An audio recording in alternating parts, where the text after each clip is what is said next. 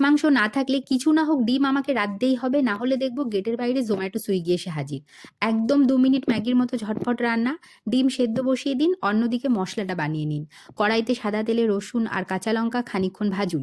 এই মসলায় কিন্তু ঝাল আরও যায়, বাড়ির সবার কথা ভেবে আমি ঝাল কম রেখেছি।